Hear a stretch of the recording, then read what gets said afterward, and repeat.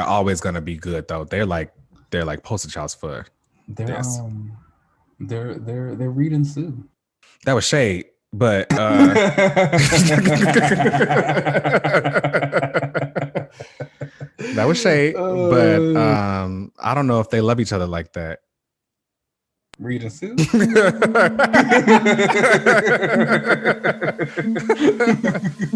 Tried it.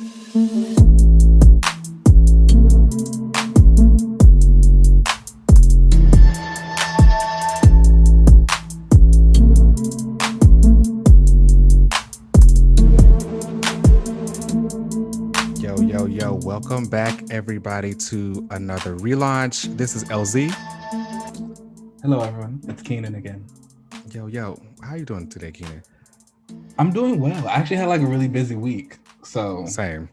That was exciting. My mom turned 50. Oh yay, congratulations to her. Happy birthday. Happy birthday, Mom. That was really exciting. I witnessed a murder. Girl, what? Yeah.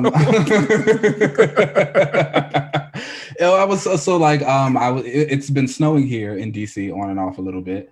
And I woke up one morning and I was like, oh gosh, there's snow on the ground, but it like wasn't enough to like do anything. So I was just annoyed by looking at it. And so I'm looking out the window. I can see the street from my window. And so I'm looking out the window and like this rat, like this giant rat, like it's like the size of a Yorkie. It like runs out into the middle of the street. But while it's like running out into the middle of the street, this hawk swoops down, grabs the rat, and is like clearly trying to like kill it. And so I like start screaming because I'm like, oh my gosh. What kind of Discovery Channel shit is happening? I'm like freaking out. And so as this hawk is trying to like get this rat in its claws and like I guess kill it and stuff or whatever, this car starts coming down the street, which clearly shakes the hawk up a little bit because it's shocked. And the car is like driving very slow because you could tell the person in the car is like, what in the world is going on? So the hawk decides to fly off with the rat in claw, drops it halfway, like in midair. And like I'm just watching this rat like careening. Oh no. Free falling to the ground. Oh no. And I'm just like screaming the entire time that it's going on. This is wild. Because I don't know what else to do. I'm just like watching this. I'm like, it's a giant rat like just falling in the air. So I'm just like, so like even if the poor thing wasn't, dead after being attacked by this hawk, like surely it like broke its neck or something upon hitting the ground. So I'm like traumatized. And then it's snowing again. So there's just the snow falling down on this fat dead rat in the middle of the street. It was a very rough morning. That is wild. The hawk did come back for it though. So okay. It wasn't sitting there all day. That was good. Nature is a wild place. I just speaking of wild places, let's get into Future State. Okay, and get into these comics. So up first is Future State Wonder Woman #2. Now I know you did not read this because I know that you didn't read the first one, right? So I figured you probably this is the Diana Wonder Woman. The Diana Wonder Woman, yeah. No, I didn't. Yeah. And honestly, I don't really know why I did. Like beautiful book. Beautiful. It is written by Becky Cloonan with art by Jen Bartel. And wow. I'm sorry, it's written by both Becky Cloonan and Michael Conrad with art by Jen Bartel. And the art by Jen is amazing. Like I think her art is really colorful, and she does her own colors and everything. Style. Yeah, I like her style. But the story for this kind of highlighted the kind of dissent I've been having with with Diana. Future State? Oh, Diana. Not just Future State, with Diana because like I remember in previous episodes, I kind of realized that I really just like watching her fight. Like I'm not that interested in her as a character. She's just kind of badass to me. In this, it really proved that like she can do anything because the world is ending. Kind of like what I said in the last issue. She was fighting Darkseid and she's trying to like figure out how the world is like ending. They haven't said what's going on, but there's this like void stuff that is basically eating all of existence. So the last issue ended with her and Superman, an old man Superman, fighting Darkseid. This issue, you see the ending of that fight, and her and Darkseid have like a few rounds with each other, whatever, but Darkseid obviously comes out victorious. She gets like thrown off, and Superman and Darkseid have this like long fight, and she's having this whole inner monologue about like hope and what Superman brought. They're trying to fight Darkseid out in space, which again, I didn't know she could breathe in space, but whatever. I didn't know that either. Yeah. Whatever. I like kind of go back and forth. I think I've seen some things where she has been able to breathe in space, and I've seen some other things where she's used something. Yeah, I wish that was more consistent. So they're out in space fighting, and Superman tells Diana, like, no, you don't need to come and help me fight this. Like, this is my fight. Let me do it. They have that whole back and forth. He's like, you have to be the last one to help. They fight and have a full-on fight in like the center of the sun. And Darkseid and Superman like die because the sun like explodes. And the sun. Yeah, the sun explodes and like the void stuff comes, and then Diana just kind of flies away. She's just like flying through space. She's just flying through space. She just like, decides to fly through space. Like, the sun explodes. Yeah, and she's like, Superman's dead, Darkseid's dead. I don't have anything else. Like, she's got Superman's cape that like I guess survived a little bit. Like, she got that on. She's got a Green Lantern ring around her neck. She's got all these like a Batman utility belt, which we saw her go and retrieve in the first issue. So she's got all these like things of her friends from the Justice League. But yeah, so she just flies around in space because like there's nothing left. All of space is being taken by this void. Then she runs into the Spectre, who I don't know that much about, but I think he's supposed to be this like big like spirit god thing or something, right? I don't really know he gets confusing sometimes. Yeah, but like he ends up she meets him, and she's like, oh, I figured you'd be at the end. And he was like, I always expected you to come here. Like, I knew that was going to happen. I just waited for you to get to me because I knew eventually that you would find me. And which makes me think that Wonder Woman might end up becoming like the new. I was about to say, Spectre. I think this might tie into whatever's going on with her in Infinite Frontier, because I think they've shown some images of her in a new green and white kind of suit, and she has like Spectre energy going around. Yeah, so I think that she probably is going to become the new one. So like they're at the end, all of life is gone. They're in a Brainiac, like a dead Brainiac planet thing. Because again, Brainiac was already taken out by the void. The Spectre is like, I guess it's time for me to go. I knew that only one of us could still be here. And she's like, I understand. He's like, I don't really want to go. She puts her lasso around him and was like, no, submit. And it's time for you to like go off into the next whatever. He leaves and she's just there by herself. And she ends up like fighting the void, but ends up being like taken completely engulfed by it. But somehow, I don't know, through the power of hope and through the power of being Wonder Woman, she like survives, and she claps her bracelets together and like explodes the void all completely away from her and like reignites the universe basically. And it's like, when you look up into the stars, you look up and see hope. And they just have this like figure of Diana, like kind of just being there. So you might be right. It probably is going to be this thing where Diana might be, I don't know, reaching a new higher plane of existence or something. She becomes a new Spectre. I don't know. Okay. That's, I don't know. It's too much for me. It's too much for me. Yeah, that's a bit much. I don't know if okay. I feel like they always kind of try something with the Wonder characters to make them these very big, like, gods. Yeah. Like, I mean, obviously, of course, they have the Greek Pantheon connection, but I even remember Donna, after they brought Donna Troy back in the early 2000s, and they started doing the whole Harbinger thing for her. And like having her get like cosmic awareness and stuff like that. Yeah, I feel like this is that, but like times 10, because I think she's gonna become like, I don't know, some cosmic balance of hope. I don't know. I'm not really sure how I feel about that. But again, I think I've already learned that I only really like watching Diana beat somebody's ass. So, Sound like she's gonna be doing that anymore. right. So I'm out.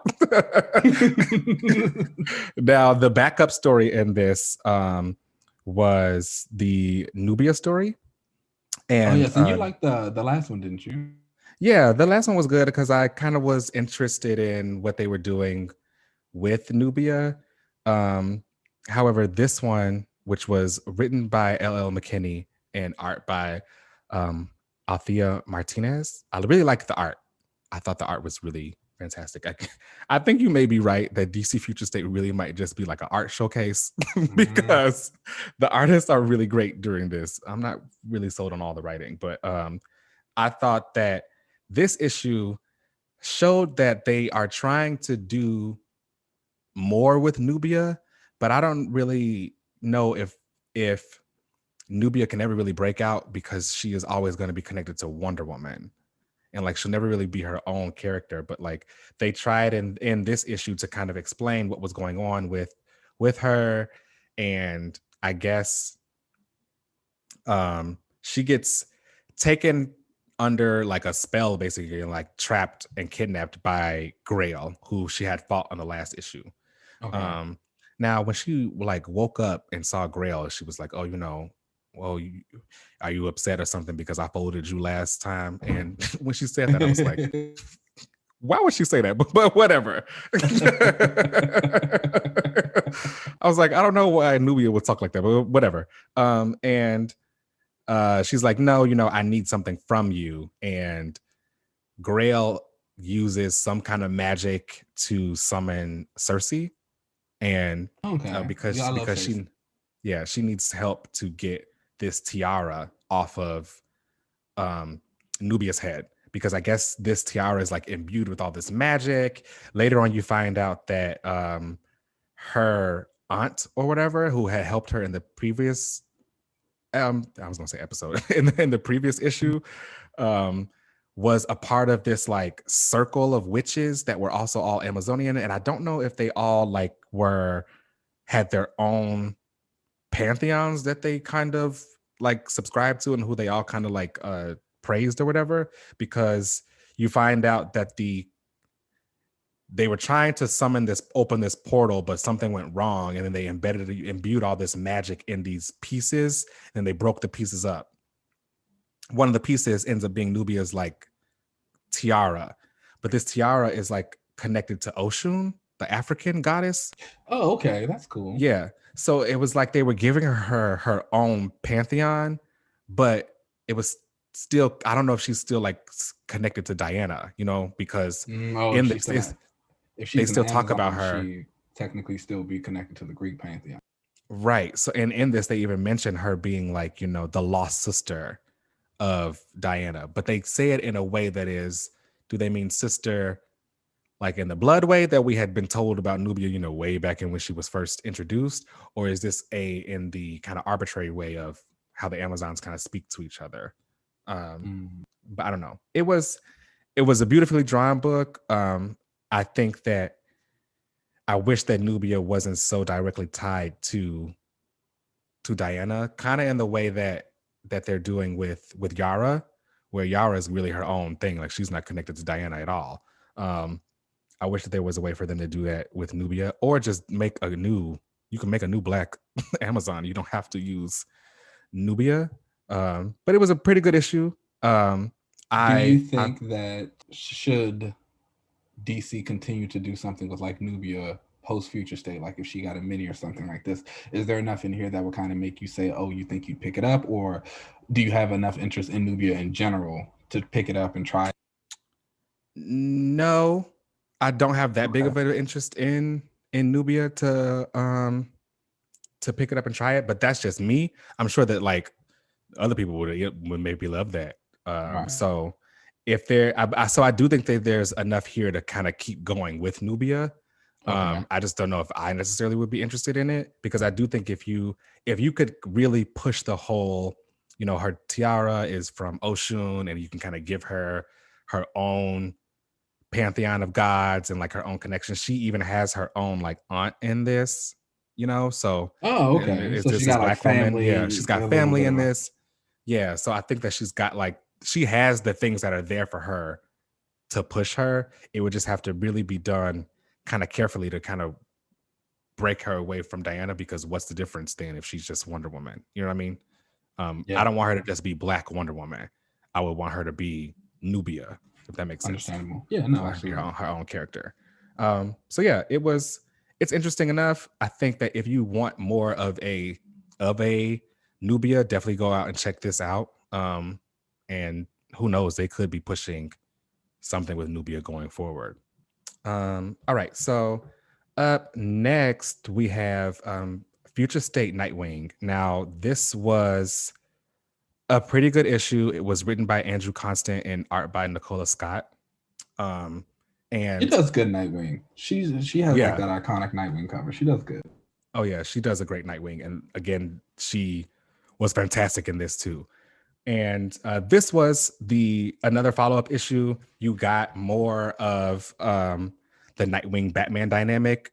And I said in the previous issue that they don't really know each other, obviously, because this is a very new Batman. And Dick is still really trying to do everything by himself. So he's like, I don't really need you to help me. I can do this all by myself. Um, the magistrate in this book sent out like this fake live footage to make it look like the people who are going after all the vigilantes, to make it look like they had caught Nightwing. Like, oh yeah, we caught him and we're gonna like do things well for the people of Gotham. But really what happened was they were like trying to ambush him and burn him out of the building. And so you get this like really interesting topic of like, fake news and have this stuff was altered or whatever, which was kind of interesting. So Nightwing is like, no, I can do this all alone. They're out here trying to like set me up via the media. He sends out this EMP to shut down all of the footage that's being filmed and all of the like those robot sentinel things that I had kind of mentioned that were going on in the Robin Eternal book. They had a few of those there in this. So he shoots out this EMP and he knows that like coming soon, they're just gonna like break in here and try to fight me. So he tells Batman to leave, and he's like, I can just take this on by myself. You leave. I'm not even gonna run out there to try to fight them. I'm just gonna let them come to me. And Batman again is like, no, like I am here to help you. Let's do this. And Nightwing is like, all right, cool. Well, I guess the dynamic duo it is. And they get out there and start beating people's asses. But of course, Batman is like not paying full attention the way that Nightwing is. And which I think was a really nice touch, because obviously Nightwing should be the better fighter between the two of them. Things start getting crazy. They blow up the psych ward that they have been hiding in this whole time, and the Resistance appears, and it is Talia, Huntress, Robin, but it is Tim Drake, Two-Face, Batwoman, Oracle, who is Barbara as Oracle now, but she's in her old like Batgirl costume, but in some different colors, and Batgirl, but it's Cassie Kane.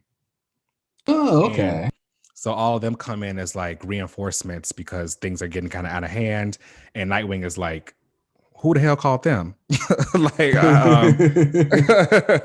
I didn't call them over here. Like, why are they? I was going to do this all by myself. And Batman is like, no, Gotham. You say Gotham needs a Batman, but these people also need a Nightwing. Like, the heroes need a Nightwing. So you need to be there for them. You need to survive for all the resistance because you bring the resistance hope. And so he's like, okay, you're probably right. Let's get up out of here. He gets into his like Nightwing car and like zooms up out, and they end up having like the final confrontation with this magistrate character, this woman who is like, you find out that her parents were killed in front of her by like the goons a vigilante was fighting. So she ends up hating like everybody who is any kind of vigilante or anything like that. So that's kind of what drove her down this path. Nightwing, you know how his screamer sticks like can shock people too or whatever. Yes, love that in Injustice. right? And in this, he like taps them together and they like get connected by that energy and he turns them into nunchucks and he starts fighting her with that. I thought that was really, really cool. And yeah, so like he ends up winning or whatever, and him and Batman kind of go off, and he's like, maybe you're right. I do need to like kind of stick around. So I don't know what they're doing with Dick Purse. I'm sorry, post Future State. I don't know what they're really doing with him. Well, he's got the book with Tom Taylor. Right. I know that they're like he's coming on to start with the book. I think at like 77 or 78. But I was under the impression that Future State was supposed to give you like an example of what's to come, but I don't know if any of this magistrate stuff has been popping up in the Bat books yet or not. It's been heavy in Future State too. Yeah. So I know you've also been reading like the Future State Titans Academy book, right? And isn't Dick kind of like Deathstroke in that book? Yeah. Is that supposed to be a future of this, or are they kind of correlating? Did they ever give any type of mention of what's going on there? Because again, I know the Future State books are supposed to happen at different periods of time, but do they ever give any type of connection between this and that? No, that would be too much like right. And that's not at all what happened here. I was like, wait, isn't he also in Titans Academy? So I don't know when any of this was supposed to take place, but isn't that DC? Okay. You just kind of go along for the ride. That is true. And again, like we've been saying, Future State as a whole, it's more so just the artist showcase. For sure. And speaking of, next issue was Future State Catwoman, written by Ram V and pencils by Otto Schmidt. And talk about a quality. So I think you talk about a dynamic duo. I think you have said that you're kind of tired of Batman and like you're kind of tired of Gotham as a whole.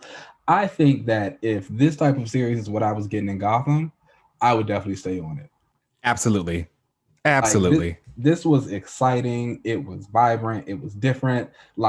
And it's not even one of those things where Otto Schmidt's art is obviously stellar. Like his action scenes, the face acting, so much is just really great. The coloring is amazing in it. But like Ram V's script is also really good. It's heartfelt. You feel the characters. You feel the hope kind of at the end when Selena sees Bruce. And she feels like that happy, it's just like shock, like, oh my gosh, Bruce is alive. Because again, everyone's starting to find out that like Bruce Wayne is alive and not dead like we've thought. I love how Future State's turned into a Batman thing. It always do. I swear it always do. And so we get that, she sees that, but then she like slaps him when he makes a joke about, how he's alive and he has more lives. And it's just, it was this is the book. I need to see this team continue on something post Future State. Definitely. This was they have a really great synergy with each other. And the book was great. I would love more Catwoman and Cheshire. I didn't know that was a duo that I thought I wanted before. That was fun. But I definitely would like more Catwoman and Cheshire if they could make that happen. I appreciate that they never overdo it with Catwoman and her fighting abilities, because she's a great fighter, but she's not Batman. So when they have her going up against like 8 dudes, it's not like she's gonna walk away unscathed by that. So I like that she's still like, even though it was 8 dudes, she was still gonna fight and put up a fight. So yeah, I really like this issue a lot. I appreciated, Talia and Catwoman being able to be in the same room. And I love how like they kind of made Selena made a comment about that. She was like, you popping up, you're supposed to be dead, and like you're popping up with like some very strange company right now. I know, right? She was like, now hold on, you dead and this is you bring it back in? So I do, you bringing baby mamas? Okay. Where you been at? Right. I really like their interactions with each other. Yeah, I This can't was just good. praise this enough. It's a really great book. It was really good, and I also appreciate Ranvi's kind of range that he's showing. You know, he's been doing Justice League Dark a lot, so he's giving you like a lot of magic stuff here, there, excuse me, and here he's giving you more action, sci-fi, kind of futuristic. He's good. I like him. And even in Swamp Thing, he gives you a lot of like deep psychological horror. I'm into him and what he's bringing to DC, and I hope to really see him continue to thrive. Yeah, I definitely like to see him do some more stuff. Is he exclusive to DC? I don't think so. I wonder. I hope not, because I mean, Same. I wouldn't I mind mean, him doing some more stuff than just sticking to DC. I would rather him be able to do whatever, keep those options open. DC shade, but no, I just don't. I don't want him to be limited to just DC. I would like him to be able to write some other stuff too. Characters you want to read about. Mm-hmm. I would want to read about Catwoman. So if he was doing more stuff with that, but I don't know what Joel Jones is doing with Catwoman right now. So just give Ramby more stuff. Yeah. Okay. So the next book on the list was Black Widow #5. Now, did you read this? I did. I really liked it.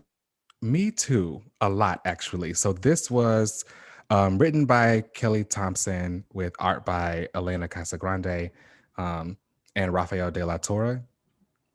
And again, like Elena Casagrande, like the art is just good, stellar. It was really my gosh, good.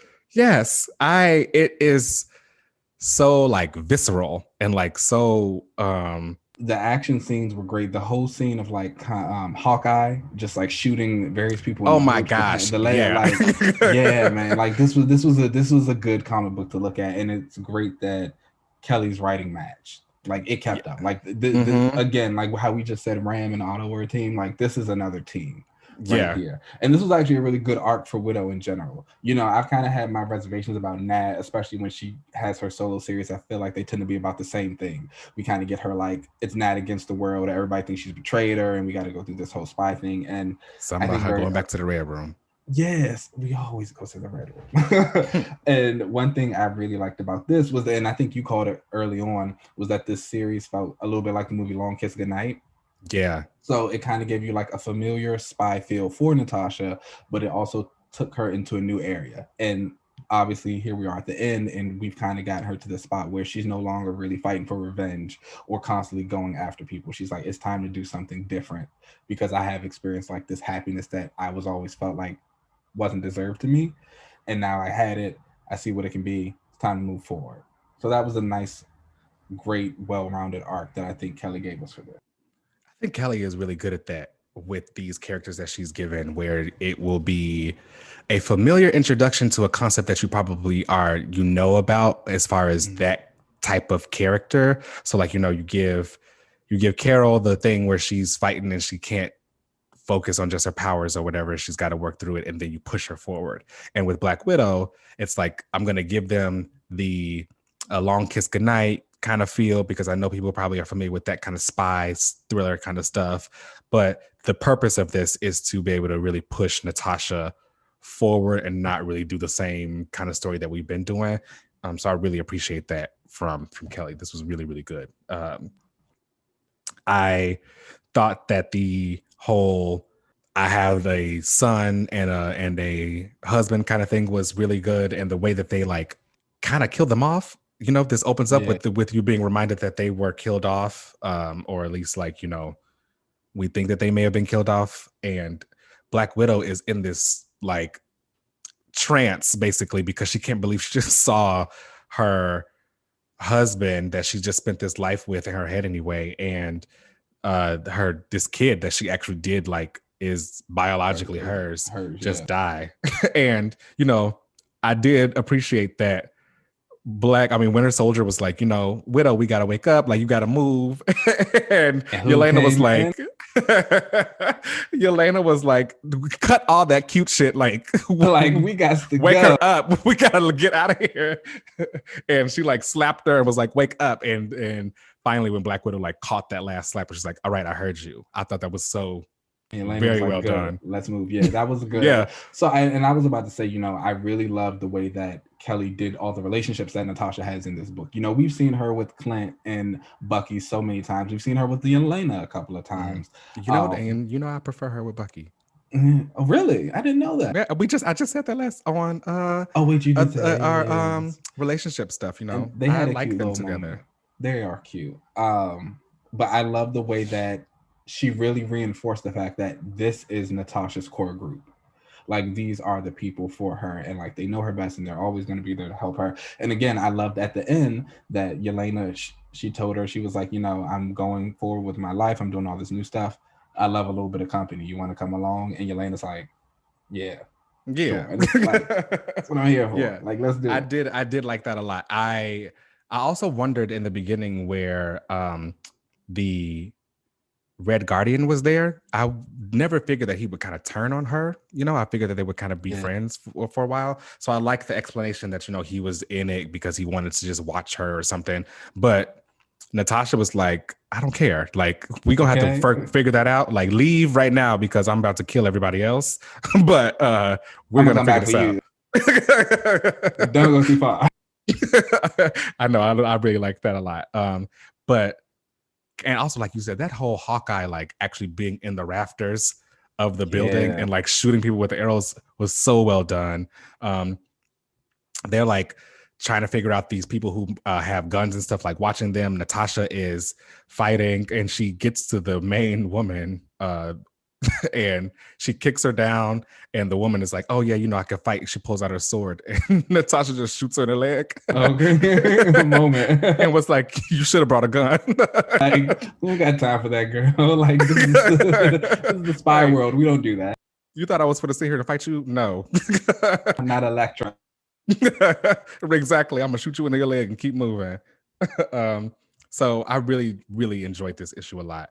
I thought it was very interesting that her and Bucky had this moment in it. Kind of like I said, they're one of my favorite kind of relationships because I do think that whole kind of tortured and broken spy thing kind of brings them together, and they really see each other and like each other. And I like that in this, they were like, you are pretty much always my end game, but I got to figure this stuff out on my own, which, I appreciated that. And she was like, I do think that I need time to mourn. And he's like, I'll be there for you. So I like them together. I can see that too. And I think they are an example of what you always say you like. And that's people working on their relationship. Because they're always going through something. So they're like always in each other's face. Like, what's wrong with you? I thought it was interesting that Hawkeye was jealous of her scenario because he wasn't in it. Like he's so narcissistic. Her son's name was Stevie, right? And like even her cat's name was Logan, but nothing in there was named Clint or Hawkeye or anything. So he was like, I thought I would have been a bigger presence in your life. So I thought I like that he is a everyday person. Like, that Clint is just a regular dude. Maybe in the Mockingbird fantasy. Right. Not over here. Maybe even in the Spider-Woman fantasy. Oh, they have a thing? Oh, they did have a thing. Yeah, it was weird. Yeah. But shout out to this book. I really like it a lot. I highly recommend it. Future. What do you think of her? At the end, Black Widow debuts a new costume. We've already seen a couple covers of her. Do you like? I actually do. Normally I don't really like costumes with hoods because, like, I don't really. Normally, I was about to say, because I love a hood, and I was about to say you're always so against. Yeah, normally I don't really like costumes with hoods, but for this purpose and like where she was at the end of this, it made sense. Like the whole look felt right. So I really enjoyed it. I'm really interested to see whatever they do next with her and like where she goes with the next arc. Yelena's here. Excited for more Yelena. And Yelena is here and she don't take shit from anybody. So I think that's gonna be really, really, really good. I'm excited for that. Okay. Next up, actually, you know what? Let's save that one for last. Next up, let's dip into the X books.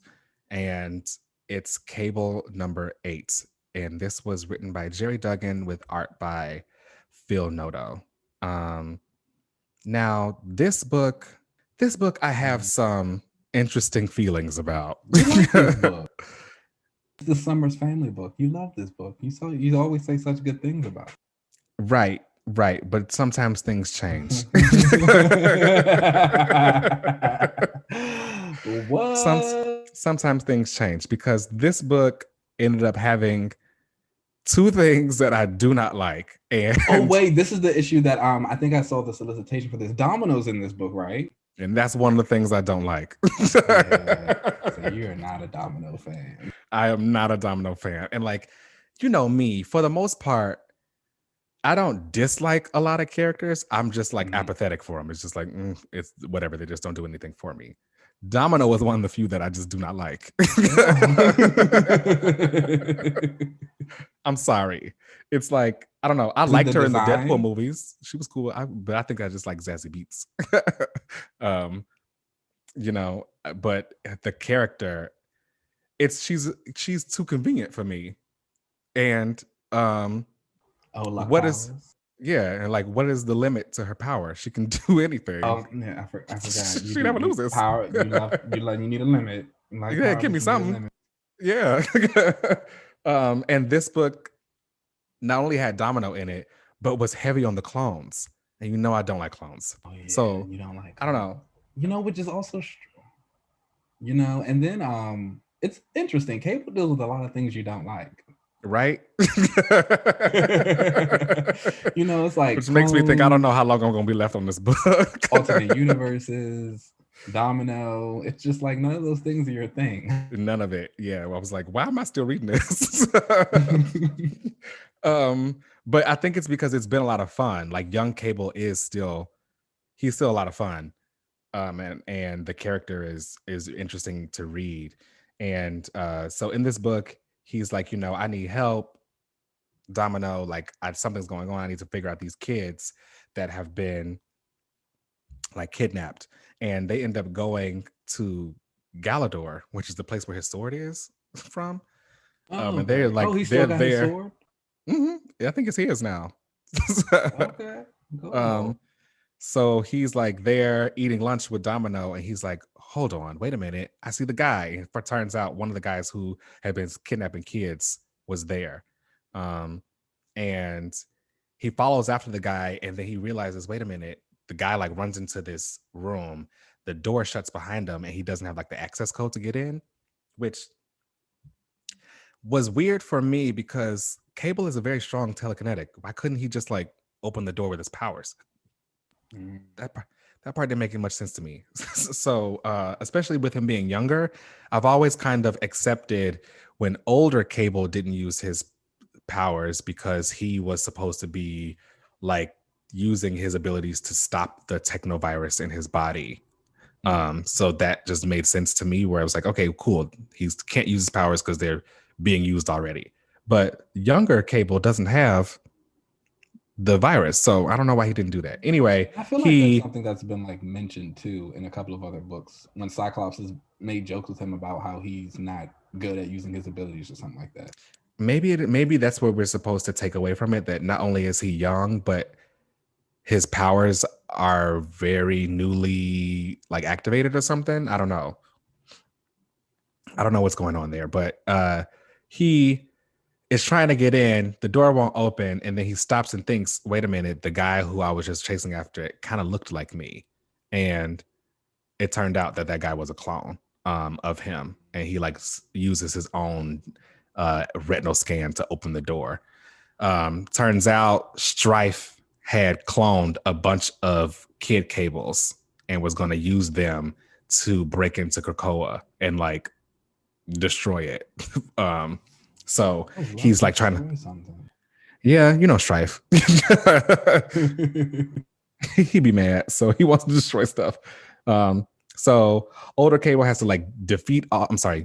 Older as in not the clone that was just activated in this book. So young Cable ends up defeating all these clones, and Domino has to figure out like which one it is at the end because all of them have been like laid out on the ground, but one of them starts to like wake up and she's like, I don't know which one of you are. And she like shoots at him. And then the real Cable gets up and he's like, oh, you know, how did you know that was me? Like, was that part of your luck powers? And she was like, no, I just knew it wasn't you because like I know the cable. It was her luck powers. Right. Later on, there's like one. She ends up like counting all of them though, because she's the one who like kills all the clones with her gun, and she's like, wait a minute, my gun holds like so many rounds, but I used all of my rounds, and but one of them is missing because I counted how many people were in here, so one of them got loose.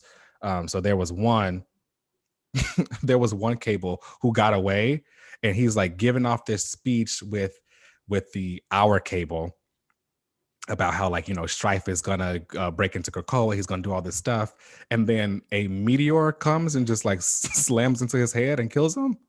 And they're like, oh, okay, so did he just die from a meteor? And like our cable's looking up at the sky and is like, oh, is that Sunfire like coming towards me? Who is this like reinforcement that's coming? And it ends up being a meteor that slams and kills the clone. And that meteor was Domino's powers. Because like, what were the odds that a meteor would crash in and kill this person? Yeah. Okay. A meteor. It ends with it's so, and this book ends with like a kind of a post-credit scene of older Cable. And I can't tell if it was supposed to be like this young Cable but grown up, or if it was like the actual old Cable, actual old Cable back. But so I don't know what's going on there. I don't know. This book is losing me because although it's fun where I can see that young Cable's personality is fun, it's just got a lot of things in it that I do not care for. Because I was about to say, you know, is this? Do you think this is more of an instance? Because like I said, you've spoken highly about this book and kind of it's moonlighted. It's been moonlit as a Summers family book. We see a lot of Jean and Scott and Rachel and all of them in it. Do you think this is more a thing? It's just this issue doesn't get your taste, or do you just feel like where the story is going in general, or where you can see the story going, just no longer hits you? Where the story is going is not for me because it's looking like they're about to be time travel shenanigans and which Cable is the right Cable, and I don't care about any of that. So if it was still the Summers family doing all of that, no.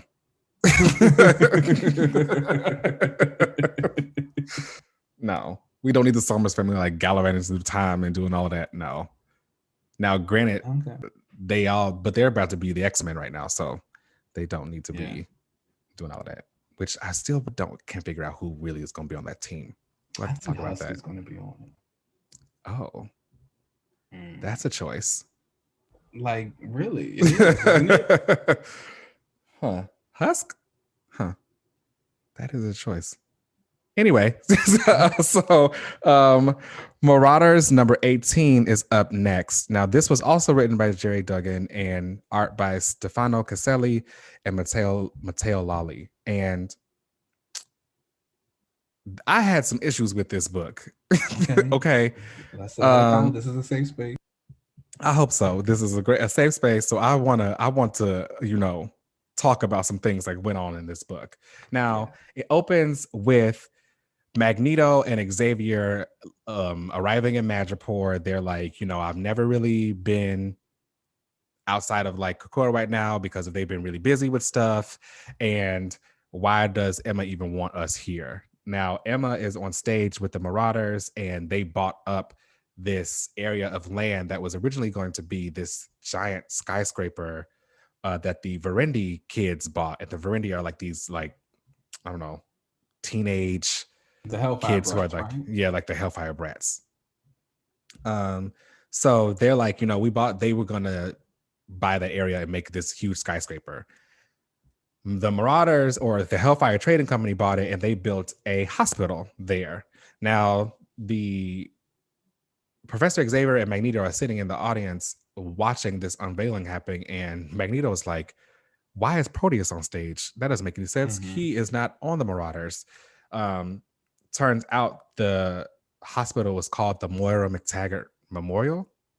So like, that's why he was there. You know, he's the hospital that's named after his mother. And Emma's like, you know, this is a hospital named after someone who was going to help people, you know, no matter your species, if you could afford it, whatever. And Magneto and Xavier give this like kind of, they clap along in the audience, but they're like, obviously they know what's up with Moira. Yeah, I was about to say that would probably be upsetting for them because they don't want people kind of starting to talk about her and ask questions about her. We can figure things out. Right. You can't let them get too close. And Shadowcat is like, oh, thanks, Emma. Like, this is really going to help a lot with everything that's going on in Madripoor. And Emma is like, oh, of course, it's all worth it just to see the look on Xavier and Magneto's face. I couldn't tell what that actually meant. If she meant like, does she also know what's going on with Moira and she's antagonizing them, you know? And she's like, oh, you know, I know what's going on with them. I want you guys to see that I know, and we need to change some things around there. Or if she was just being petty, you know. Do you think it could also be like she genuinely wanted to see their face, like as a moment of goodwill?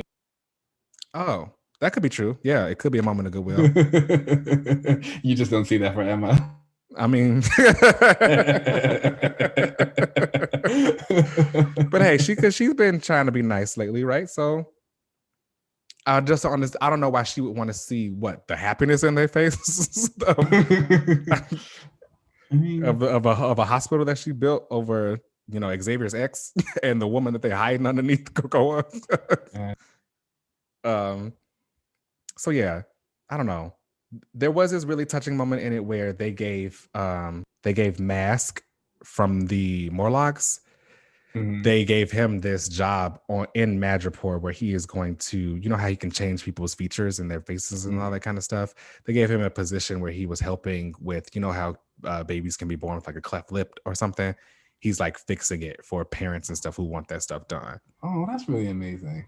That's actually a really good role for him, especially for someone who like Mask, who's always kind of been a bastard and used his powers for bad things. It's like, oh, again, giving that redemption. That is what Krakoa is all about. That's what we're here for.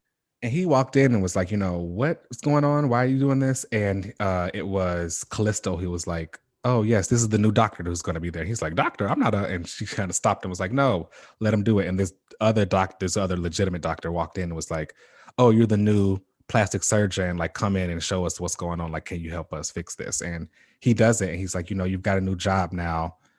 Callisto's like, you know, you got a new job, it's time to change, do this going forward. And he's like, you know, maybe I can do this. Oh, I like that. I enjoy it. Now things take a turn because now you have Iceman, Pyro, and Bishop, and they're like going into this bar that they want to buy because again, they're like buying up all these areas on Madripoor. It's like basically they're antagonizing the Verandi kids and also just kind of making a stronghold in Madripoor because I think they want to help affect the government that's going on there. The Verandi kids unleashed their own Reavers. They got these new versions of the Reavers, and they're like, you know, the Reavers are these cyborg things or whatever. They've got these energy blasters and they come in, start blasting up stuff. Pyro's fighting back, Iceman's fighting back, and one of them is about to shoot Bishop and he's like, oh, I'm unarmed, I got my hands up, don't shoot. And it felt like this, like trying to be cute play on like the things that have happened with like Black Lives, and I ain't like that at all. So I don't know if like a little meta commentary on. Yeah, it was like it was like this weird like meta moment of him. He was basically paying possum, like, oh, you know, I'm unarmed, don't shoot me, and they shoot him anyway. And he absorbs the energy and obviously fries them back. But like, I don't know, it felt very weird for me. I feel like I can see that's a little in poor taste. Yeah, very poor taste. I feel like if you have to ask yourself, should I put this in there? That probably means you probably shouldn't do it. Just do something else. You didn't have to try to have this very, very in poor taste moment of trying to have this meta commentary on Black lives and being shot by police. You know, and I guess that's also kind of, you know, what we talked about last week and just Black creators and how they kind of need to be at the forefront to tell some of these stories, because you look at it and it's, you know, I see what he can be doing with that type of role to have him like, oh, don't shoot, I'm gonna absorb it and maybe I guess reclaim it as a moment. But when you think back to it in real life, it's like those people don't get back up. Exactly. And They don't get to absorb it and get back up. And so, but being a Black person, you understand that more than someone looking from the outside was. So it's just poor taste. Yeah, and this is one of those moments where I feel like if you have to ask if this is appropriate for you to do, probably just should. That means you don't have the like wherewithal to know what's fully going on with that moment. So just don't even include it. You could, if you want a bishop to have a cool moment, you could have him have a cool moment. You don't have to do this. Yeah, that's how I say that. Like he like we get it. His power is to absorb energy. Like it's going to happen. Every direction, people are going to shoot him and attack him and stuff like that. He doesn't have to use those type of words. So especially when it's not something he ever does. Like Bishop himself is a cop. Right. That doesn't make any sense. See, so yeah, I don't know. I really didn't like that moment. I thought it was pretty bad. This book may want to get back to writing about the white girls because I think that's where he is his strong suit. I think that's better. Stick to Kitty and Emma because the Bishop content in this is just not it. We want an Acolytes book for Bishop anyway. I want an Acolytes book, but I don't know if we need to have Bishop on it. He's gonna lead it. It's his war college. Absolutely no.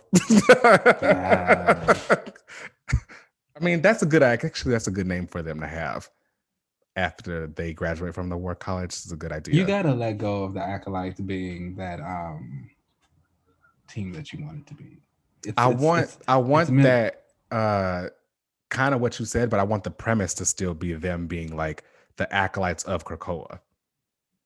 Yeah, they would. I still feel that for like his war college, like that. In my mind, that's. I just don't want all the Acolytes to be like a bunch of the new X-Men or something. Oh no, I don't want that. You know what I mean? Like, I mean, a couple of Surge and Mercury. Yes, obviously. But I would also still like to see some other folks mixed in there as well. In that war college. Like when I think of Bishop's war college, I don't think of him like training just new X-Men characters. I see any mutant that kind of wants to stand in defense of Krakoa coming to him. Okay. See, I was always just under the impression that it would just be like college kids. You know what I mean? Like it's just a bunch of the like, Yeah, no, I get the way I read it. It was like, Wolverine and X-Men. The mutant, I mean, not the mutants. The Krakoa keeps getting attacked. While a lot of the X-Men are battle trained, we have an island full of mutants who are not. And so we kind of need like a backup group to be able to defend the island. And so it's like, that's what the war college is. Like anyone who wants to come and defend this island and be like this person, that's who you are. And that's what I want the Acolytes to be. Oh, I love that. That's kind of the same thing that I had, because I think I relaunched them like a while ago earlier on the show. And same premise, where they're like the defenders of Acolytes. I just didn't think of it being combined with Bishop's War College. It's a great idea. Marvel needs to be listening. Okay, so the last book of the week is Guardians of the Galaxy number 11, written by Al Ewing and art by Juan Cabal. And wow. No, I mean, does he miss? I know I might secretly be a little bit of an Al Ewing fanboy. And it's not a secret. It's definitely a secret.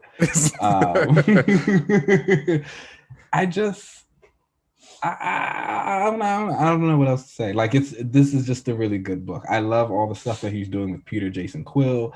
I've never really been a huge Nova guy, but like this was interesting Nova stuff. It's enough to keep me into the book. That's so funny you say that because me neither, and you would think so because I'm a Green Lantern. Yeah, like I'm shocked you don't love the Nova Corps. And that's funny that you say that because after I read this issue, I was like, I feel like I should be a Nova fan. Like you need to go back and read Nova. Are you about to have your moment? Like me with Star-Lord? But I couldn't figure out, like, I don't know where to start with Nova because I think I read some of the stuff with him when he was with the New Warriors and stuff. So I don't know, but I don't know if I like Richard Rider as much as I like the core.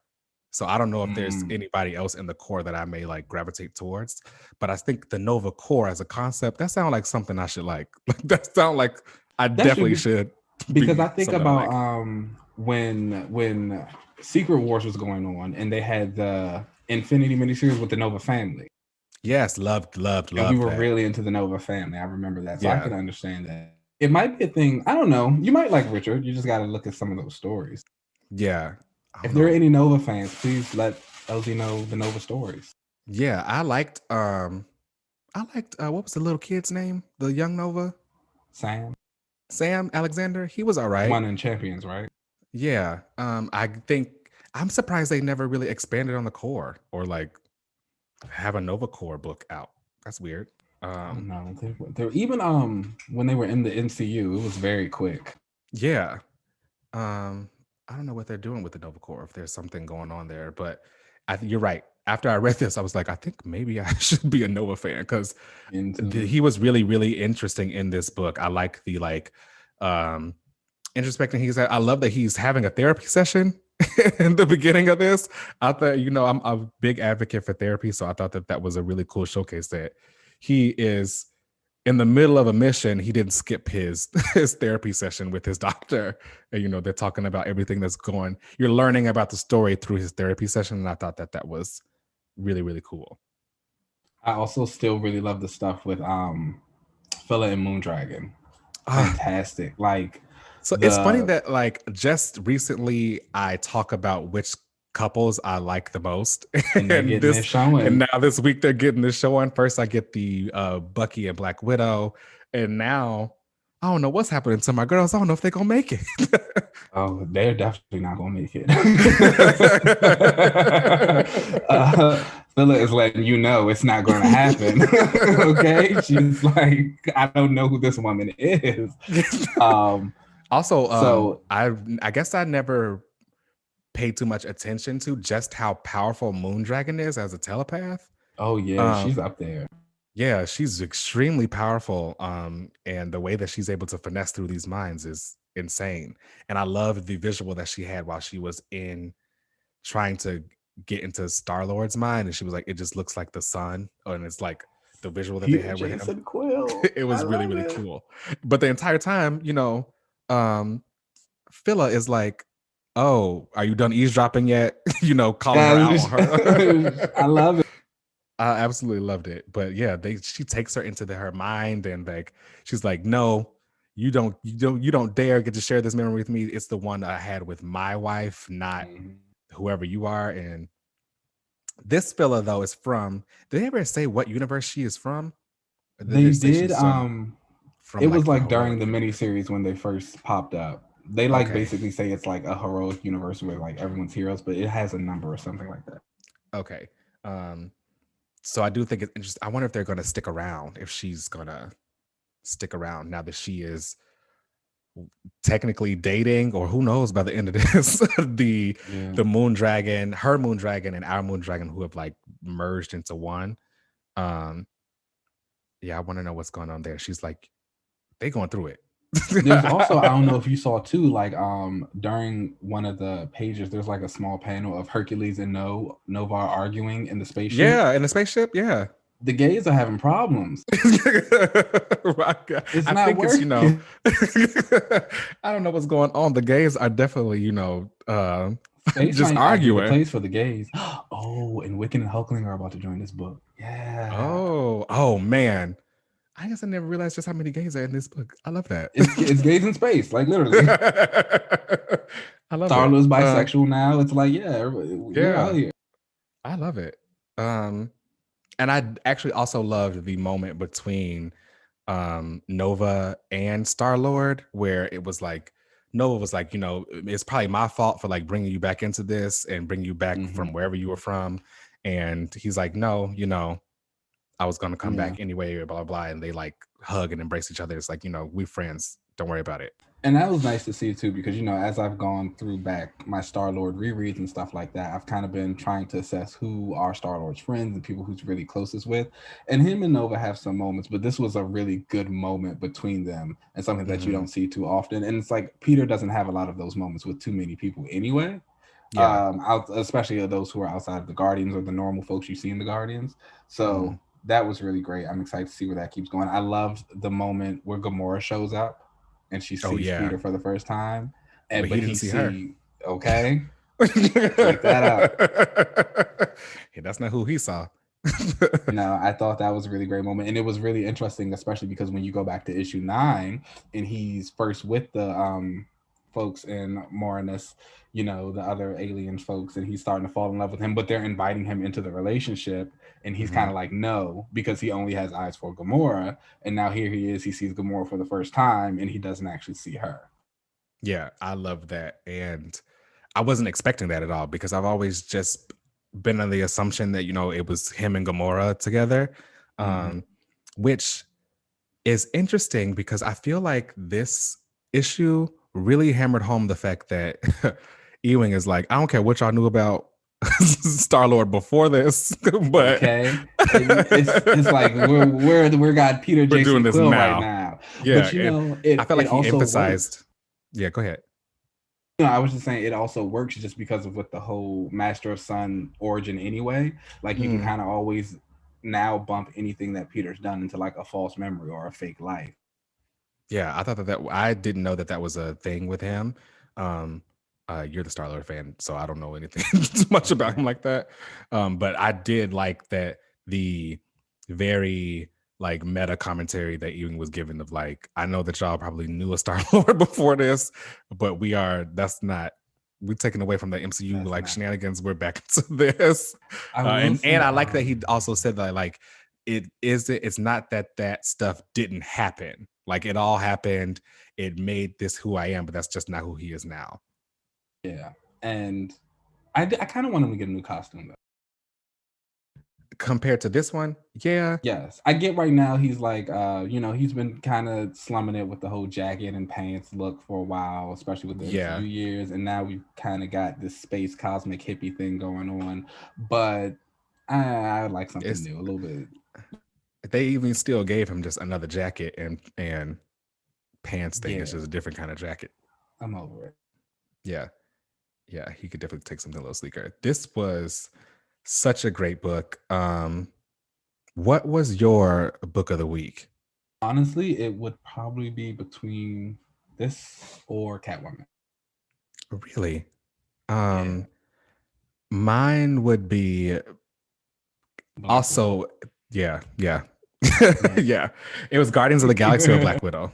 Yeah. It could be Guardians of the Galaxy, I think, is the top choice, but after it would have. I didn't want to be obvious with that because obviously. But I don't know. I really like, but again, like that Future State Catwoman story, like that's my speed. Like that is exactly. I mean, so was the Black Widow story technically. It was given. They were both. They were good. All three were good. Give me some more time. I might have to come up. Okay. I have to read them all over again. Yeah. All right. Well, that brings us to the end of this portion. Let's take a little break and then we'll come back for the panel. Cool.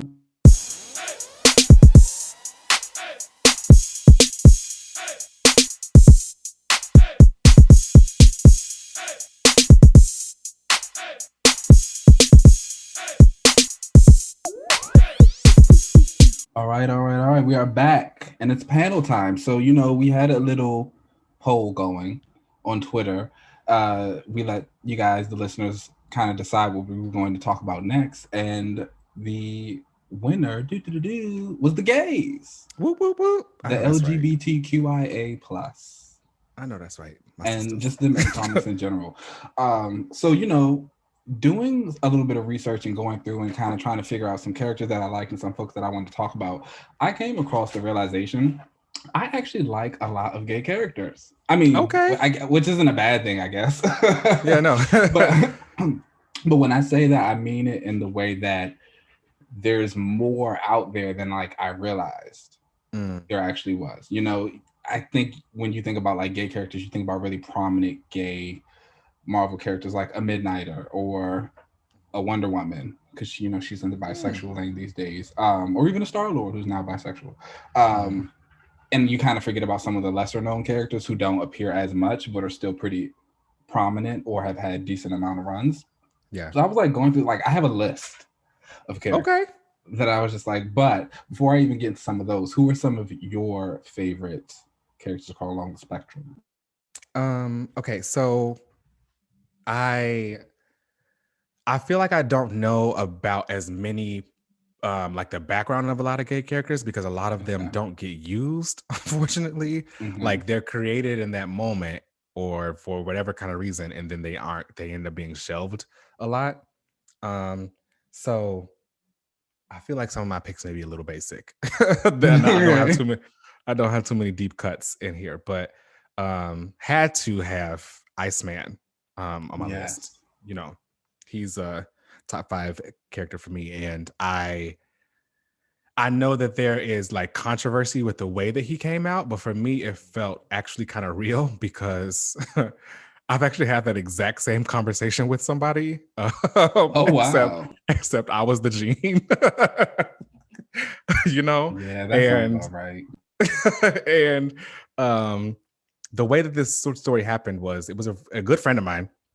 We're still good friends, and he and I went to high school together, and he wasn't out in high school, but like people kind of thought he was gay. And then in college, when nobody really gave a shit and you just were out doing whatever, he and I were somewhere and we were like wasted, like college drunk. And he was talking about how like, oh yeah, like that girl is really hot. And I started laughing. And he was like, oh, what, you don't believe me? And I was like, no, I don't. No, I don't. And he was like, oh, I'm not gay. And I was like, okay, that's I feel like you are doing a lot right now. And you don't have to. I've been your friend for at that point, we have been friends for like 5 years. So I was like, Oh, so we've he been ain't had no friends. reason to lie. Yeah, I was like, we've been friends for a long time. We were like considering getting an apartment together, like in college or whatever. I was like, you don't got a lot of me. It's like, sister, And if anybody know, I know. and I was out, like I had came out and I was like, hey, before we like even sign a lease someplace, just to let you know I'm gay. And he was like, oh, cool. And I was like, What's up? anything you want to share? And that was it. So I've also been in a situation similar to Iceman's where it's like there is a close friend who is like, why are you putting on this front? I can already see that this is not who you really are.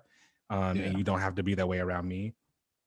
And I think with Iceman too, like his coming out was um something that I think he got to own himself because it wasn't something that happened in front of all of his friends. Jean really pulled him aside and was like, I just want to talk to just you. It was the two of them together. And she was like, I think you're gay. And he was like, no, I'm not. And, everybody saw that scene. But I appreciated when he had the conversation with his older self and was like, you're right. I need to accept this. And it's crazy. It's not only wild to see my younger self be gay, but it's something that it's like, wow, I wish I was as free as you are right now, Yeah. And I feel that that is something that needs to probably be reflected a lot more in his story. Iceman isn't the typical kind of white gay character where it's just a bunch of, RuPaul's Drag Race jokes and stuff like that. He kind of came out like later. It wasn't like he didn't like have that kind of culture with him, so it would be weird for him to kind of be that kind of character. Not to say that that's anything wrong with that, but just I never saw that for Iceman because of the way that he kind of lived his life. I was about to say he doesn't know anything about it. He shouldn't Right. pop up on panel and like instantly. I mean, I guess you can make the argument that he's kind of like assimilated to it now. I think that was a big part of that solo series he had. But like back then, for him to just like pop up and start making those type of jokes, I get it. Yeah. And I think that there's a lot of story that you can really tell there with him not only coming out later, but and accepting himself a lot later, but like what that means for him as an adult, so I think that there's a lot that you can really do with Bobby and his sexuality. So he was definitely, on my list. Love some Bobby Drake Iceman. Another character on my list was Apollo from Midnighter and Apollo.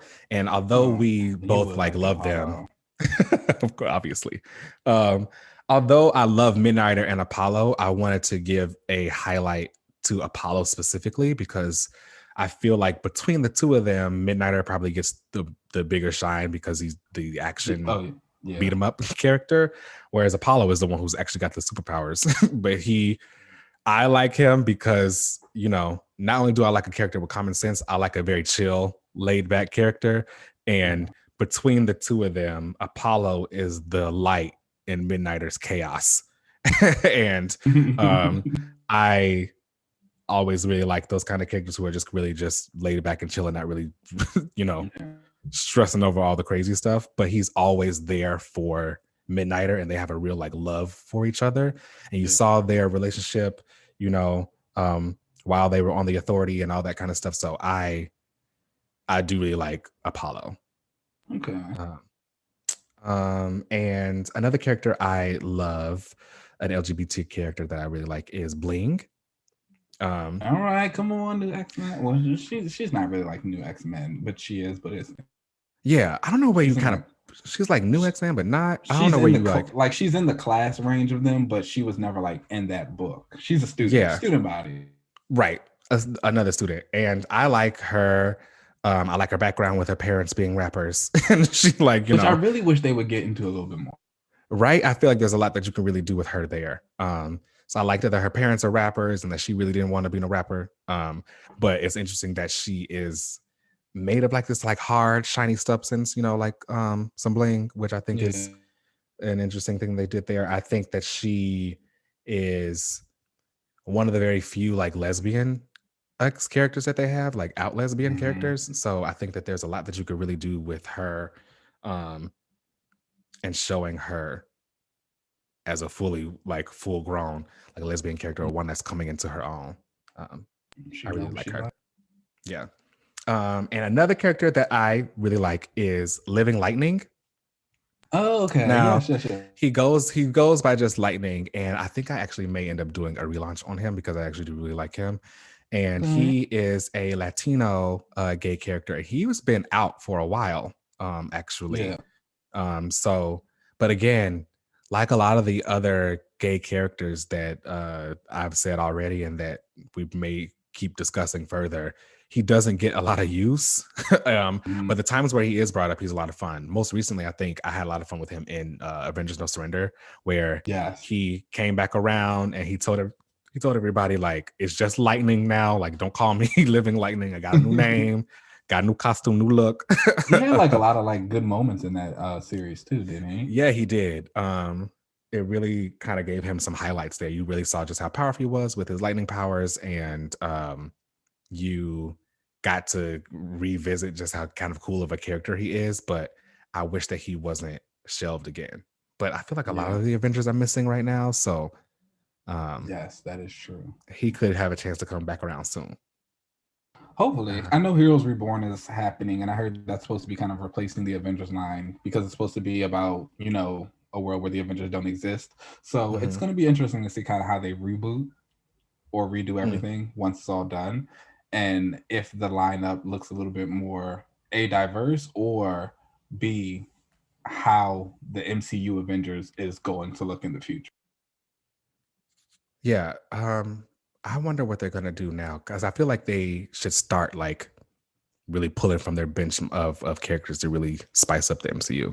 Yeah. Okay, and then the fifth character that I liked, and then I'll pass it back over to you, was Zaven from The Runaways. I completely forgot about The Runaways. Yeah, so Zaven is like, I feel like Zaven was the very first time that as a young reader, because I think that this was back in like, I don't know, maybe 10, 15 years ago.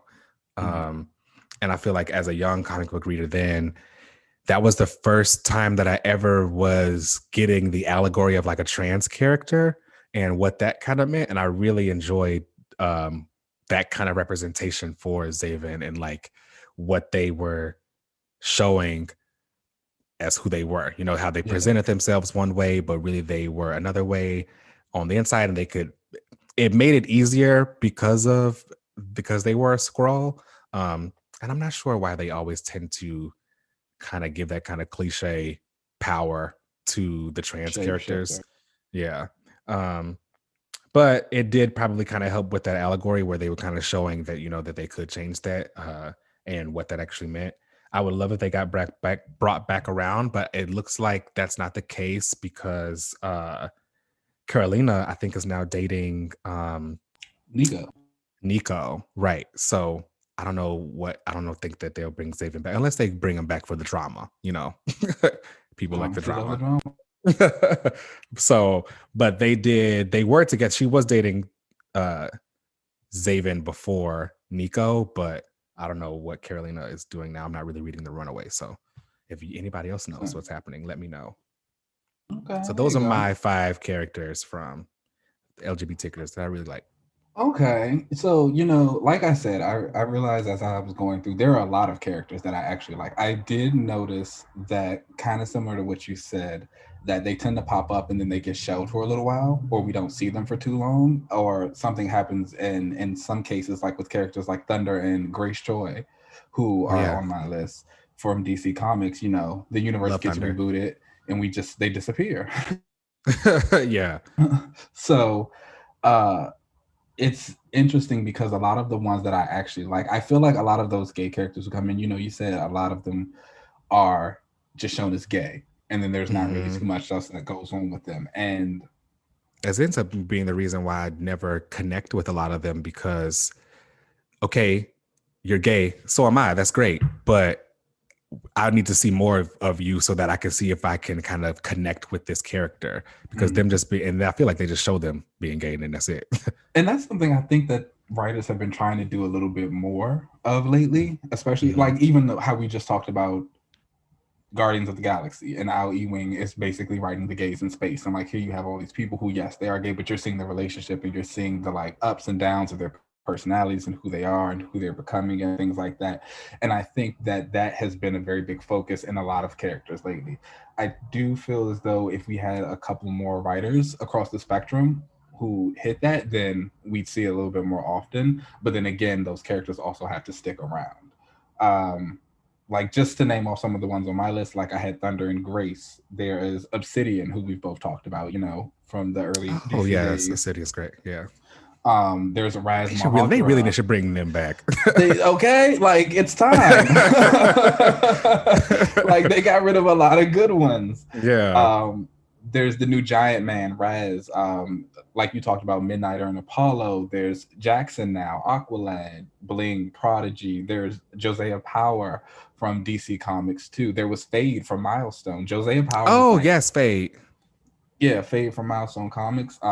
Even like kind of when you go around and you start thinking of like Image, you think of Ball and Anana, pretty much anybody in Wicked and Divine. If you need, I was gonna say, yeah, that kind of hits anything in the spectrum of us, then Wicked and Divine is the book that you need to absolutely read. I mean, it's a fantastic read anyway in general. Like, beautiful. But yeah, that is the one that's to the max, and it kind of gives you like it's the one that you want to read.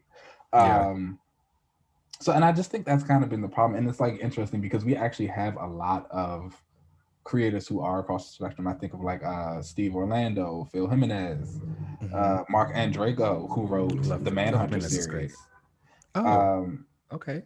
Yeah, Andrego's actually like one of my favorites. I didn't know that. Okay. I read anything from him. He also, after the Orlando Poe shooting, he started a benefit comic book. Like, he got a bunch of creators to kind of like put some stuff dope. In. He sold it to send it to the families of the folks. And so, yeah, he's amazing. But we just need a couple more. And it would be great, again, if when they showed up, they stayed. Yeah, I really need them to like not shelve them so quickly after they introduce them, because then it feels like they were just brought in to show that they have representation, but they don't do anything with the actual character, you know. I'm not saying they have to be the star of the book, but they should have some kind of personality outside of them being gay. How do you feel about kind of characters when they reboot them, they then and change their sexuality? Like Jackson for DC is one, Alan Scott, that Green Lantern, he was another. When they kind of like restarted the line, they were a part of the spectrum. Do you have a problem with them being changed? I feel like it depends on the way that it's done. I do think that sometimes the change for the sake of having a change is not good in my opinion, because Yeah. and then that feels like you were just doing this to shut me up. You know, you weren't really Mhm. investing in this character or in the cause. You just want to shut this up and move forward. So I am not the biggest like Aqua fan, so I don't really know what was going on with Jackson or his Nothing. story. There was nothing. It was and fine. and like so I don't know if there was any kind of like seeds of that anywhere, because you know, Iceman was the same kind of way, where technically it was a reboot where they, or a relaunch of the character where they brought in something, they changed him to being gay, but like his history like Mhm. it pretty much kind of says that he was never really that interested in women. So um I that kind of aligned with where he was going. Whereas Alan Scott, Green Lantern, that made no sense because Mm. he had never shown any kind of interest in him being some kind of a gay character. And Yeah. when they relaunched him and started the whole Earth 2 over, he was a completely different character. Like he had a husband and who he like, you know, witnessed die, and that's how he was like just so grief stricken or whatever. But it felt forced, and it didn't feel like this was your intended plan. Wasn't to create a gay character. You just wanted gay clicks or gay people to buy this book. You know what I Mm. mean? And so I feel like sometimes the change is warranted when it is a part of the story and it feels right for the character and you want to have that representation. But just doing it without also including the care, and you're just doing it for the representation, and it ends up feeling hollow. Yeah.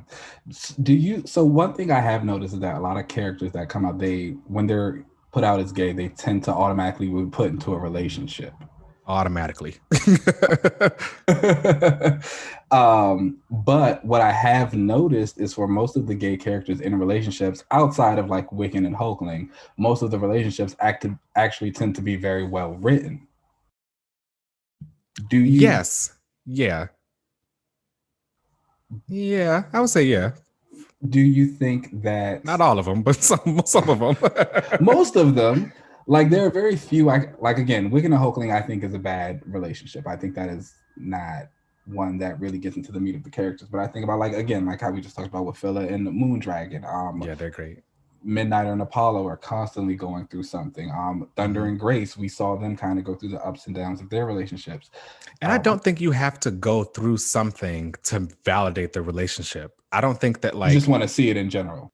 just see it in general. I don't think that we have to see them fighting or be put through something in order for the relationship to be valid. Because if they just have a very like happy relationship where they just support each other all the time and they just come across as these like great best friends or whatever, that's fine too. But I will want to see that. You know what I mean? Like if they are this ride or die couple who they just always are champions for each other, and they just work, then just show them just working. Because if you are just showing them on panel holding hands and then kissing and then they leave, you could do that with anybody. Um, Okay. so for me, it doesn't necessarily have to be that they are put through the ringer through their relationship. Granted, I do think that that's fair, because a relationship is however many people trying to make it together, and that's you know, Yeah. bound to be some problems at some point because everybody's different. But I don't think that you can just rest on showing them being gay or showing I, them having some is they don't always have to have issues either. They can be cool with each I other. respect. Do you think when gay characters should have like a time frame of being single? Like they need at least like like 3 story arcs before you can put them in a relationship. I mean, probably we should probably try to figure out what kind of mandate we could give them. But This it's is also be a little like, bit of like real life. You know, the gays fall in love very quickly. now, child. Okay. Child, it's not like they wrong, because you know They be out the here. gays will cycle through them. But I don't think that they have to be instantly put into a relationship. Sometimes I think that they do that because that is the writer's only way to show that they are gay without being offensive. I think the writer probably is like, oh, well, I could have them doing X, Y, and Z, and they may come to the conclusion that, oh, them doing that could come across as offensive, so I'll just put them in a relationship, so then, like, you know that they're gay. You don't have to question it. I was about to say we need like a good gay character scandal along the lines of like Emma Jean Scott. But was the that gays Wiccan would just make it work. and Prodigy?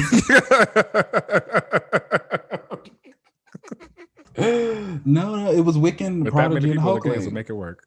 Oh yeah, that did happen. You know, Prodigy came into the in between them, right? Yeah. What is this? Yeah, but I feel like that was just like a like, oh, I like Hulkling. They never really took that anywhere, you know. So it was the thing like even that scandal didn't even go anywhere. I feel like did Wiccan find out about it? Oh yeah, he knew. There was like one of the issues of Young Avengers, like he actually approaced Prodigy about it. He was like, he came to him woman to woman. Wiccan don't play. He came up to him and he was like, you know, like, I get it. Like, I see Teddy. I know who he is. He's like, but don't ever try it again because I will blink you out of existence. I know that's right. Don't mess. It's my man. That going on. I mean, and now he's hooking up with his brother. So right. That's kind of messy. That's like some like Kardashian level scandal. Like, oh, didn't Black China do that? Like, oh, I'll just get with your brother. Prodigy is messy. Oh wow, you know, I appreciate it. We need a couple messy characters in common. Yeah, shake the table a little bit. They are very necessary. You know, I would like to see a little a gaze out issue in the X-Men. Get a couple of those young those new X-Men kids out. That's Bling, Prodigy, Mercury, I think. Yes, do love She's her. dating Bling. Yes. Somebody else. Dakin, maybe. I feel like the thing about those issues for me has always been, I wish that there was a little bit more. I don't think serious was the right word, but I wish that they fleshed out the characters more in those.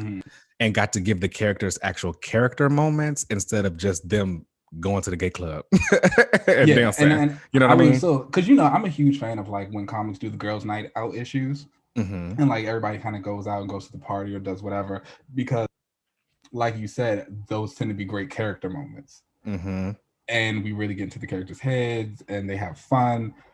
I don't think that, and not only do they like. It's not always just fun because sometimes during that they like butt heads too. So it's like, and you really get to see their personalities in it.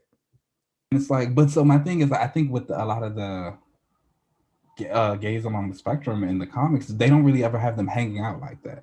No, they don't. Outside of, you know, Gillian McKelvey's Young Avengers run, you never really like see too many of those folks hanging together. It's like, when was the last time like Shatterstar and that's one of the things that I miss about the old 70s comics too, is how much the world was interconnected, and like you really got to see everybody doing things like Cyclops was dating Colleen Wing, and like in the middle of a date they run into Spider-Man. It's like, you know, when are you know, like Shatterstar and Richter going to go on a double date with like Hulkling and Wiccan? I don't actually want to see that.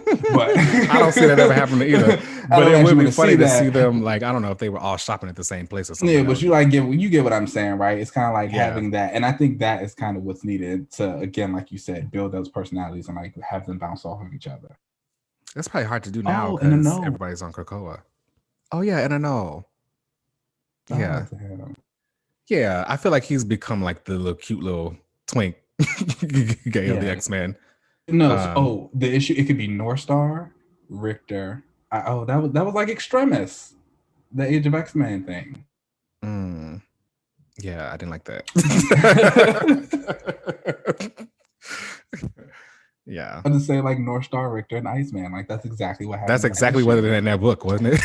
Yeah, but it was like a alternate thing. So it's like maybe not those characters. Maybe some. No. I think that they could spice up a little X book characters, you know. I don't know. Maybe you could have them do a whole night out where they maybe they have at the Blue Lagoon like a drag show night and they go and see Dark Veil perform. That would be cute. While they all like have fun. conversations about like, you know, their relationships and how they're like, you know, dealing with the stuff on Krakoa. I think that you can give them some very introspective stuff on them being gay in like a nice one shot of, you know, that night on Krakoa. I could easily see them all going to, you know, support the Dark Veil drag show. Agreed. Who I thought was a very cool character that they introduced. And I think that the internet and social media really help keep Dark Veil alive, and drag queens like you know, connecting with that character and doing some stuff with that. I've seen the Dax exclamation when she did it. I thought that was really cool. Because I think that why not have a drag character? Yeah, it was just like, that was like, yeah, that's fun. That makes sense. Yeah. I like that she's been able to like still pop up, you know, and make appearances and stuff because it really legitimizes her. Yeah. Which was great because I know her creator didn't really leave on the best terms with Marvel. So no, I don't think so. It's nice to know that they're kind of like not holding that against her or anything like that. Yeah. I liked it. Who is your number one character along the spectrum that you would like to see in an ongoing series? Ooh, that is a solid question. A solo ongoing? Yes. Okay. Okay, I feel like it's gonna be cheap for me to just say Iceman. You know what I mean? I feel like saying Iceman would be like, okay, Lazeric, calm down. I mean, if you like what you like, you can't help that. Right. I would say Iceman, but I would give him a different kind of angle with his solo story. Probably I would fit it with Krakoa now, you know, whereas before they tried to give him this like, oh, I'm just coming out and all this stuff is new to me and I have to deal with this stuff with my parents and all that stuff. I would like to think that is now done. Like, right, we don't want to do that again. I would give Iceman a story of him like trying to become more of a leader on Krakoa and what that means for him to be like the gay leader, and how that the younger kids will probably look up to him for that kind of stuff, and how he feels that kind of pressure and stuff like that. I give him more of that. DC side, I'd give Apollo his own solo. You can give Midnighter his own. I give Apollo his own. Yeah, because you know I would definitely give Midnighter solo, even though he actually is who I was going to pick. I was going to pick Thunder. That's so crazy you said that, because other than Apollo, I was going to say Thunder. She should have a solo. It's like, I don't know what DC was thinking when they kind of rebooted them out. Like, that just did not make any sense whatsoever. Like, especially with the fact that you're going to have a show that like, like I was about to say his family, like his family is the draw of like a big part of his character, and even the little animated shorts they did had featured Thunder and Lightning. You know what I'm saying? Like, his daughters are such a big part of his story, and Anissa became a hugely popular character in The Outsiders by Judd Winick and Tom Rainey. If you need something to read, go read that series. Judd Winick was great during that era anyway. But you know, and like Thunder is one of those heroes where she's kind of a legacy character, but she's also really formed into her own hero. You know, and she's just interesting. Even on the show, like, she was such a huge breakout on the show. It's just like the fact that she's not around anymore, it's crazy. She needs to come back. I would definitely give her a book. Yeah, that's crazy. On the Marvel side, I guess I'd give one to Giant Man. Oh, okay. Yeah, I really like him. Okay, that's fun. I feel like where was the last time he was used? So he was in, Leah Williams actually did a Giant Man miniseries during War of the Realms. And he was in that. And did he pop up in Agents of Atlas? I think he's like dating one of the characters in Agents of Atlas. So he like popped up there. But I would like to see him in his own book or teamed up with Blue Marvel. Ooh, that'd be fun. They had like a little friendship kind of growing in the Ultimate series that Ewing wrote, so that would be fun to get back into. That would be fun, like a little science team kind of thing. Yeah. Okay, I see it. Yeah. But you know, that was the gays in comics. You know, unfortunately, there's not too much to discuss. You know, Yeah. I would say that I think when it comes to the representation that you wanted to see, it would best for people to go beyond the big two. Yes. Image, Image Valiant. books for sure. Image is like great for it. Valiant would be a really good area for that. The big two is not so much, but again, the Wicked and Divine is like there. Mm-hmm. That's the one. And to kind of drive home my point, I feel like the big two have the characters, they just don't use them. Again, like I said, when I was like going through and like kind of just looking up some different stuff and going through research, I was just like writing characters down. I was like, oh, I like this person. Oh, I like this one. I like this one. And I was just like, but when was the last time I saw any of them? Or if I did see them, when was the last time they did anything noteworthy? Right.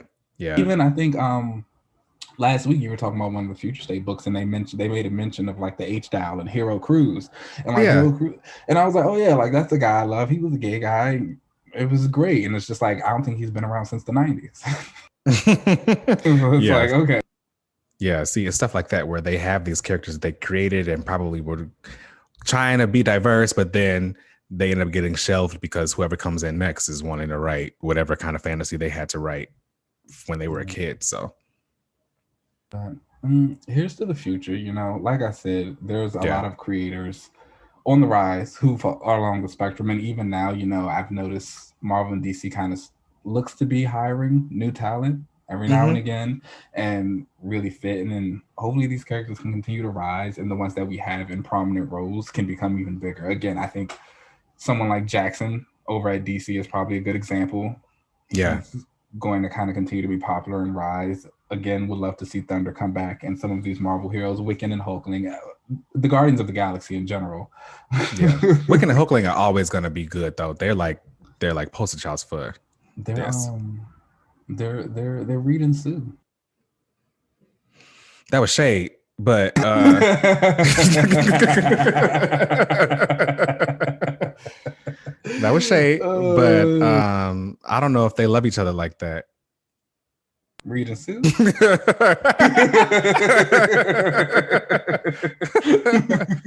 Tried it. Because Hulkling and Wiccan's love defies all. Oh, that's true. I mean, that's kind of all they got. Once. Right. So I'm gonna say you don't buy that. Right. This was the LGBT discussion. Again, you know, this is family. These are people. That's always going to kind of be like something that's important to us. Very. And I wish that they got bigger pushes. So let's try to help where we can. So you guys pushed. Like if you want to tweet about any of these characters, please let me know. Like I'll send you the list. And we can do like a campaign every day. Let's do it. Let's do it. All right. So let's go ahead and take a break, and then we'll come back for the relaunch. Let's do it.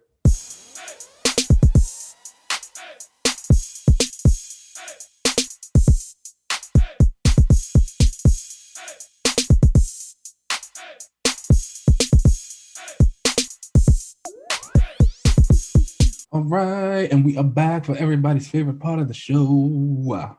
Another relaunch. Yes. Let's get into it. You can go first. Okay. So my relaunch is kind of like a relaunch in progress, and I would appreciate your feedback on this. So the relaunch is for Enchantress. This is one of let me clarify actually. Okay, this is actually one of many relaunches that I have for Enchantress. So I'm gonna let you in on this one. Don't be surprised if maybe in a future episode I do Enchantress again with something else. Okay, a remix, yes. Yes. So this relaunch kind of ties into a greater Captain Betsy story I have. Or Captain Betsy relaunch that I have. And in it, Enchantress is actually Betsy's like big nemesis in it. And so we all know that Enchantress is like this beautiful, powerful goddess, and like one of her big goals is to kind of conquer Asgard. She's tried it a couple of times and she's failed all the time. Obviously, she's got Thor and a bunch of the Asgardians constantly fighting her back. So with this, you know, she loves power. That's one of the reasons she's attracted to Thor, is because he is like super powerful. Betsy now in this Captain Britain role is like kind of powerful. She has like pretty strong psychic powers, even though we don't really see her use them too much in her current book. And she also has like a lot of the strength of Captain Britain, all the magic and stuff that suit brings. So that's something that Enchantress would be very much attracted to. You also have the aspect of the Captain Britain Corps, who are all alternate reality Betsy's, giving Enchantress her own little multiversal army. Okay. So what I would like to do in this kind of like one of these relaunches for Enchantress, as her being this big bad for Betsy, she is eventually obviously going to see Betsy and want to take her as her champion. And in doing so, and like she kind of throws a lot of problems at Betsy to like make her a little bit more quote unquote worthy, because in the end she knows in her battle to take over Asgard, she's going to have to pit her against Thor. And so she'll give her problems that are almost tests to make Betsy stronger and worthy. And then eventually she'll come around, take control of Betsy. She might go to Otherworld, kill Saturnine, but this will also give her control of the Captain Britain Corps. And she will then take the Captain Britain Corps as her new army to go and conquer Asgard. Okay, so Enchantress is coming in and taking her own Captain Britain Corps to like come and get rid of because it's Asgard and take them all out. Okay. She wants to, and then she'll like do it. It's an army of Captain Britons. I like it. It's a big story arc that I have, but like that is one of my things for Enchantress. I want her to be a Betsy villain. And then, okay. And then like Enchantress loves love and beauty, and Betsy is like a beautiful woman. She's a supermodel. Maybe we can get a little bit of like some bisexual love affair stuff going on there. Okay. A little tantalizing. Okay. Some tension.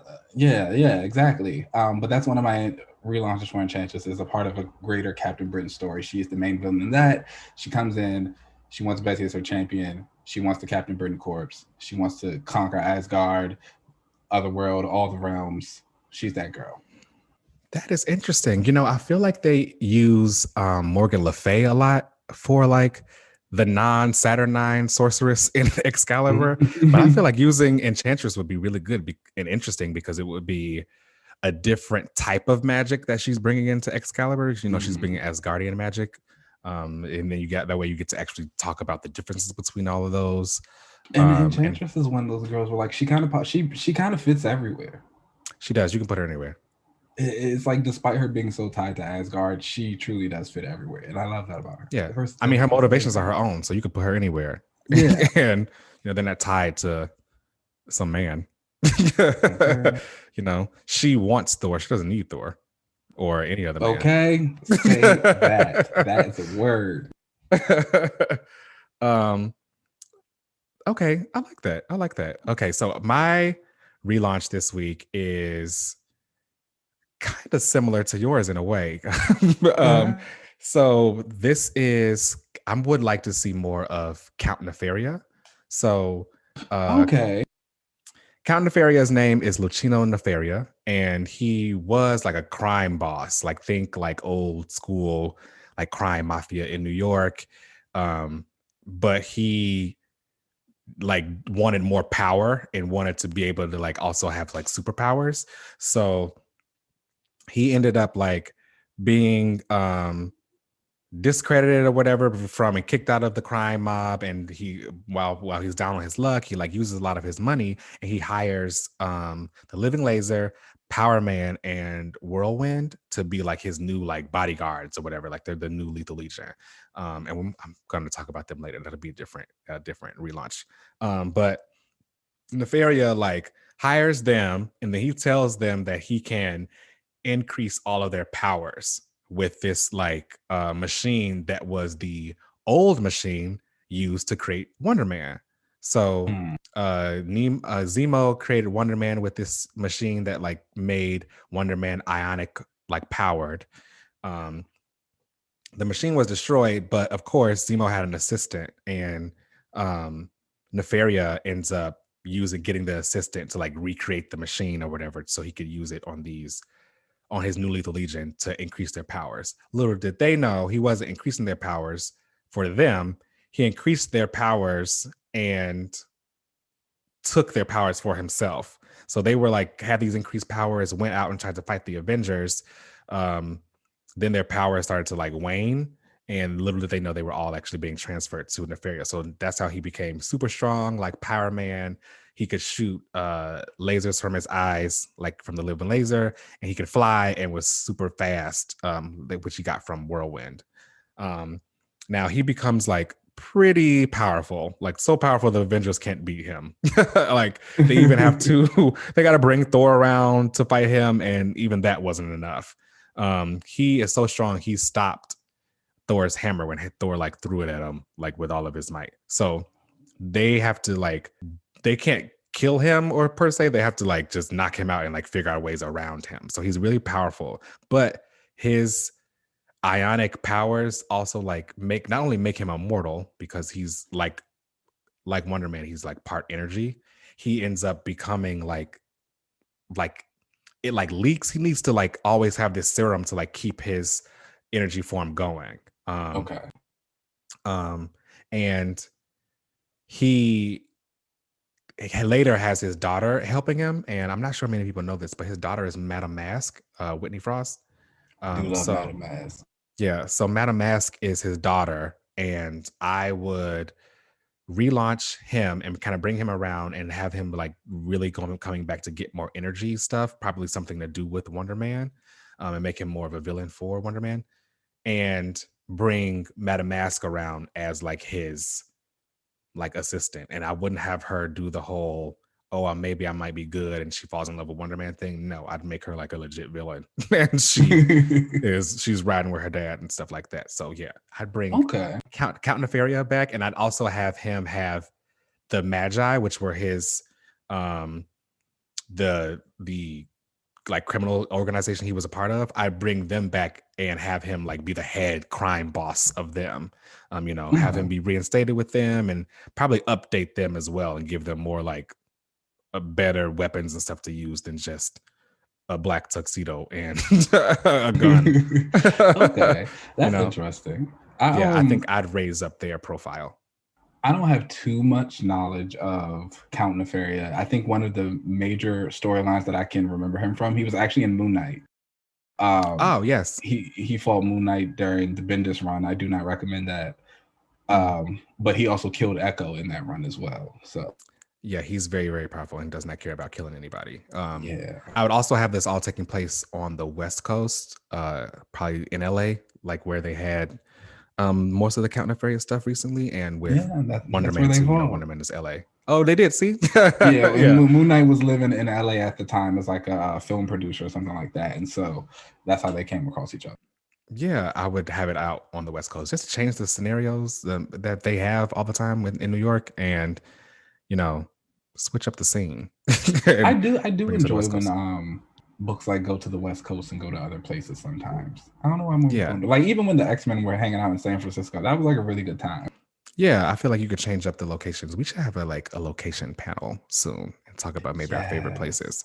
I would enjoy that. Fun. Yes.